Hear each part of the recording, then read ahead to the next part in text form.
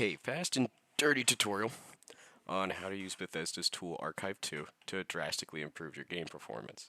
Now, the core reason we would use Archive2 is because when you have a million kajillion fucking mods like this, your performance goes in the shitter.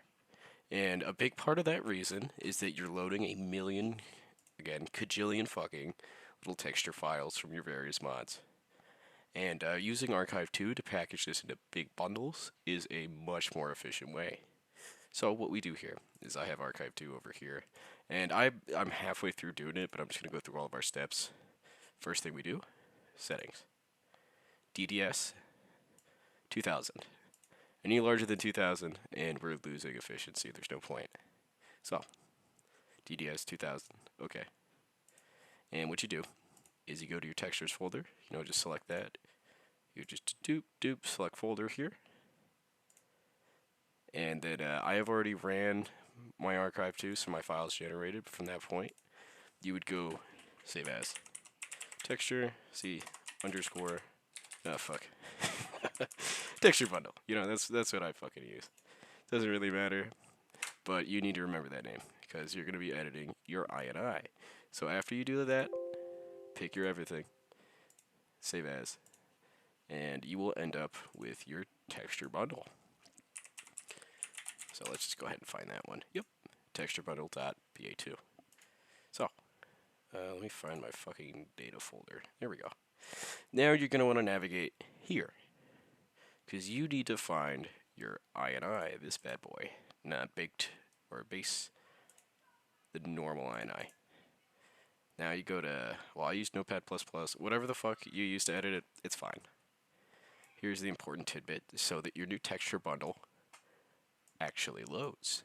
You need to copy the format, you need to copy the format of all this and just plug your little guy in at the end right there. So I have my texture bundle, oh my gosh, texture underscore bundle.ba2 right there, tacked onto the end. So that's ready to go. Make sure you do this shit. It's literally vital.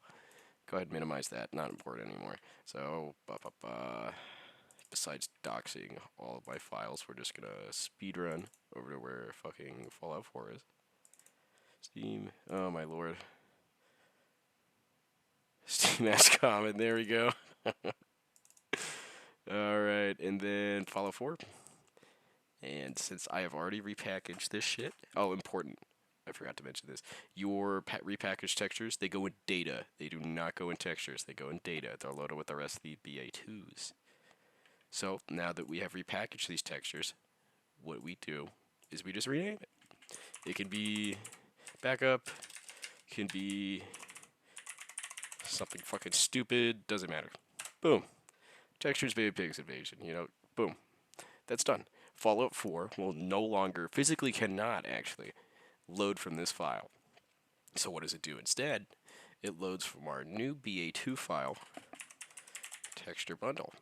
And depending on how many of these you have, you actually may get more if you have more than 2 gigabytes of raw textures.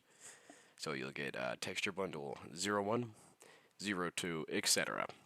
You would still just add it on to the INI just like this. And honestly, I recommend just copy pasting the name just straight over so you don't make a fucking error. So now that that's all done, you have, let's just go over the check marks here. You have A, put this new texture folder into data. B, you have renamed your textures to something stupid so you can't boot from it anymore. And C, you have edited your INI. You're good to go. I'm not going to bother including gameplay because the results are really going to speak for themselves. And here is where it gets a little fucky-wucky. So, you want to add new mods. Great. Everyone loves that shit. What you do is to make sure you don't pink screen because that shit's a bitch. Rename this fucker back every time you get new mods because this is where Vortex is going to deploy the assets for it. Going to deploy again. And that's going to push all the new and old textures back into here. Why you want to rename it back is so you don't get fucking duplicates, you don't lose textures, just always do this.